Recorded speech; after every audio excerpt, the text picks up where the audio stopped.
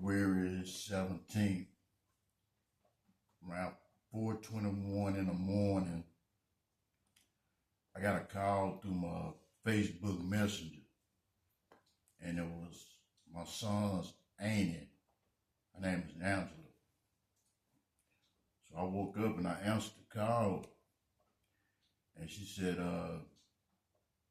"Hey, Steve Boy, have you talked to anybody?" I said, "Nah, what's up?" She said, "Anthony got killed." And man, so much. It was just like I had just woke. I had just woke up, so it was like I was waking up out of a bad ass dream or something. But it wasn't no dream; it was real. So I didn't even ask her what happened or nothing because I had already had a feeling what had happened. So I didn't go into detail with her about it. Hung up the phone and I was just sitting there and it's just anxiety and heart beating fast and this shit can't be real. So I kind of had to get myself together for a minute and then go in there and wake up my mama and let her know what had happened. When I woke up and told her that, she screamed so loud. And she lost 2 kids. And she ain't never screamed like she screamed when I woke up and told her that. So, you know how it go. Word starts spreading around, people start coming over, and I'm trying to deal with it. Daddy had his wake. Before I left the house to go to the funeral home, I said a prayer. And I told God, I said, "God, please give me the strength to get me through this right here, right?" So I go to the funeral home. His wake started at 1 o'clock. I got there around 12:30. And so when I got there, the people told me that I couldn't see him yet because the family hadn't seen him. I said, "Well, I'm his daddy." And they would say, "Oh, okay, well, you the first one here." So went in there, man. Seen my little dude in there laying in the casket. Dang. But the wake started at 1 o'clock. I stayed from 1 o'clock that day to 9 o'clock that night when they closed up.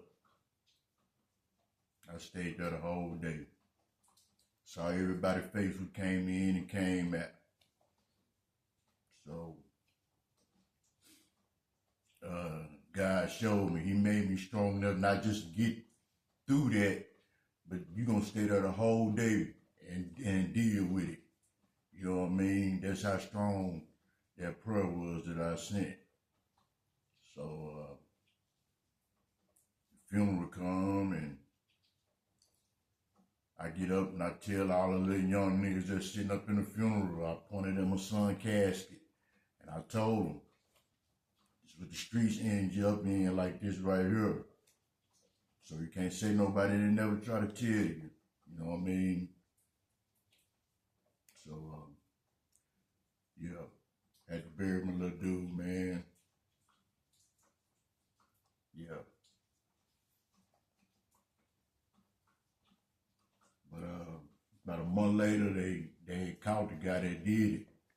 Now I'm going through the whole thing. Before they caught the guy, we passing out flyers in the apartments where he got killed at. I'm out there passing out flyers, talking to neighbors. You know what I mean? So when they finally did catch the guy, I'm meeting with the detectives. What y'all got? What's going on? Well, we got him on video.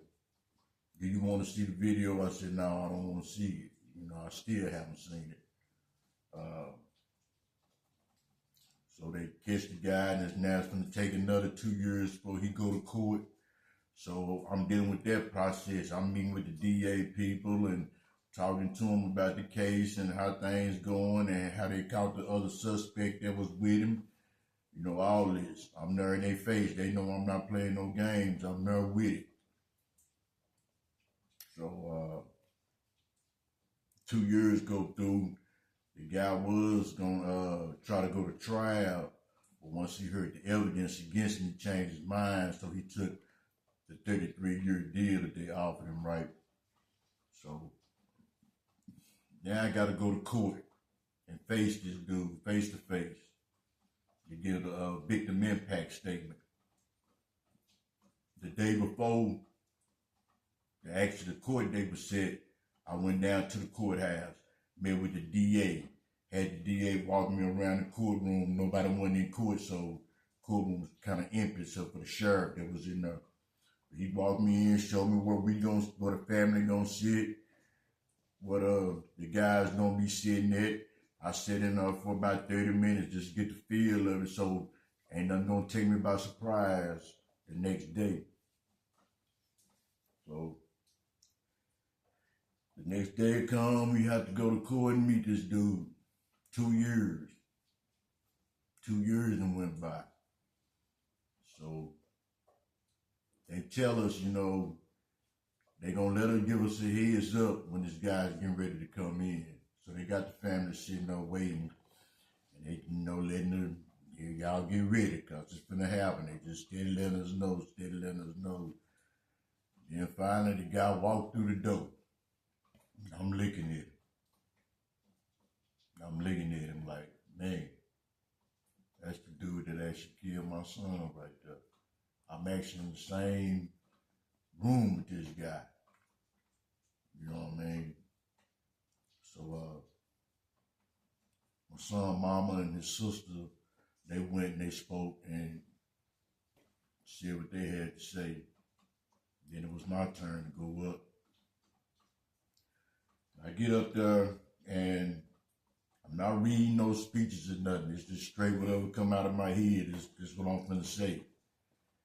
So I get up there and the first thing that I do is I take responsibility for me. You know what I'm saying? Because I feel like if I would have done what I was supposed to do, then the situation might have been different. So I had to take my responsibility in it. That was the first thing I did. The second thing I did was I addressed the people in the courtroom, the judge, the DA, the lawyers, all these people. I addressed them and told them they kind of responsible too, you know what I'm saying? Because they not on their job, and that's why this young generation out here just going buck wild now. So they got to take their responsibility in it. And then I looked over there at that young dude, man. I told him, I said, say, man, it's taking everything in me to keep from breaking your neck in this courtroom right now. I'm looking dead at him. Dead at him, you know what I mean? And I tell him, you know, you're finna go with some real killers in now, so you might well get ready. You know what I mean? I told him if it was up to me, I'd tell him to lock us up in a cell for an hour. And if you can walk out this cell in an hour, then you can go free. You know, just like that. I told him just like that. And I told him don't get down there and get too comfortable because you might look up and see me walking in on the yard one day. So get a good look at me because you might just see me again. You never know about me. You know what I mean? And I said a few more things. I can't remember everything, man. But after I spoke, I just got up and just walked out the courtroom. I couldn't just sit in there and just, you know, be in that dude's presence like that. So I said what I had to say, and I went on about my business, right? And it seemed like it was just a weight. It just been lifted up off of me for 2 years. It's been building up. I'm in the gym. I'm on a punching bag, doing techniques. One of my workout dudes told me he had went through an incident like that, and they got him scuffling in the courtroom. So he asked me if it was a right-handed or left-handed. I said, well, I'm right-handed. So he showing me you're going to use that left hand because that guard going to try to grab you. So you're going to use that left hand to hold that guard off while you use that right hand to get that old boy. So I'm practicing the techniques on how I'm going to, yeah, you know, I'm getting ready, you know what I mean? So, later on that day, I kind of thought about it, and I kind of feel a little sorry for that guy because he got caught up just like my son got caught up. They both, you know what I mean? And the young dude, he didn't have no family there. Nobody was there. Nobody. I mean, on his side of the bench where his family or friends who was supposed to be sitting there, empty. You know what I mean? And I'm thinking, man, if that dude ain't got nobody to go come see him in Dallas, they sure not finna go see him wherever them white folks finna hide him at. He on his own. You know what I mean? And he got to do at least 16 years before he come up for parole. You know, so me feeling sorry for him, I guess it was kind of like when James Evans felt sorry for Mad Dog on Good Times. You know what I'm saying? I understand where James is coming from now. You know, so it's been a healing process since then. You know, it's still one guy out there on the loose. The guy that actually took the bag out my son, I feel like he worse than the guy that actually pulled the trigger because he actually got my son blood on his hands. He's still running around out here somewhere. So, yeah, that's some deep pain, man. That pain ain't gonna never go away, but